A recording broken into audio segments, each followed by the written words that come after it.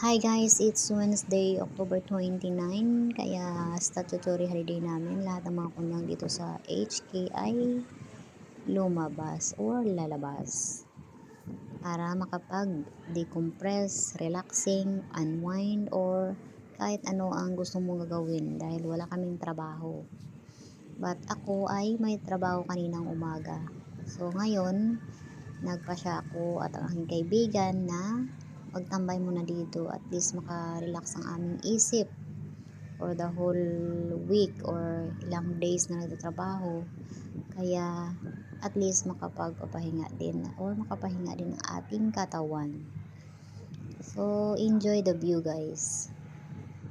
At dahil meron tayong libreng ticket, dalawa, so tig 20 HKD na lang naman to yung binigay ng aking amo dahil birthday ko nga nung 23.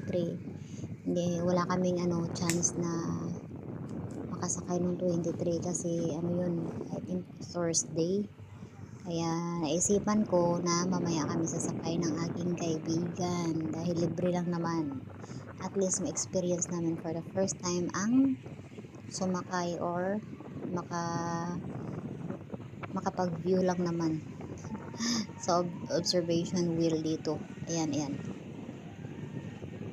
So, about 60 feet yan ang taas niya. Hindi naman masyadong mataas. Okay lang. Ayan. Kapag may anak ka, free lang yan.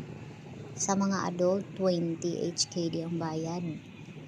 Pero maghintay ka. Pero hindi lang naman hindi naman mahaba yung oras ng paghihintay. Mahaba ang pila pero mabilis.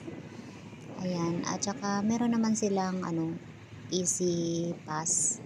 Magbabayad ka lang ng 50, priority ka nila. Ikaw yung iuna doon. Makaakyat ka una. Pero kung 20 lang ang binayaran mo, just like us, kaya maghintay ka talaga ng 15 to 20 minutes. Kaya ngayon andito na kami sa taas. Oh lala. This is our first time. Shout out Lynn Mary. Ayan siyang nakasama ko nung 29th kahapon. Ayan, 60 feet ang taas nito. Sa baba, maliliit ang mga tao.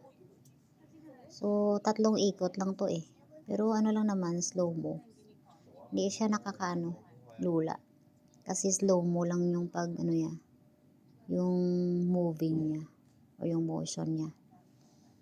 So, that's it. Thank you so much guys for watching, at huwag niyong kalimutan na mag-like, subscribe at paki-share na rin sa inyong mga social media ang aking YouTube.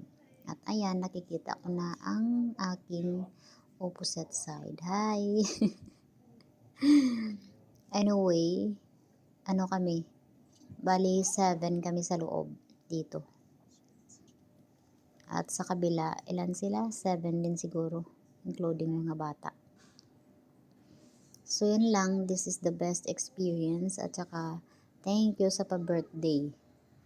Yan. Sabi ni lalaki, yung amo ko lalaki, yan, pwede kang sumakay dyan. 20 lang naman. Tapos, may sila, pictorial. Pwede mo siyang scan ang QR code. Pagkatapos, magbabayad ka lang ng 20 HKD as remembrance. Yun lang.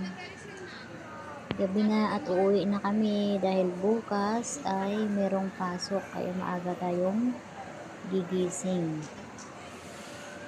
So, shout out sa lahat ng mga kunyang dyan. Keep going, keep fighting, never lose hope. Everything gonna be fine. So, uuwi na kami ng Merlinda. Ayan, thank you so much guys for watching. Bye for now. Hope you enjoy the view. God bless everyone.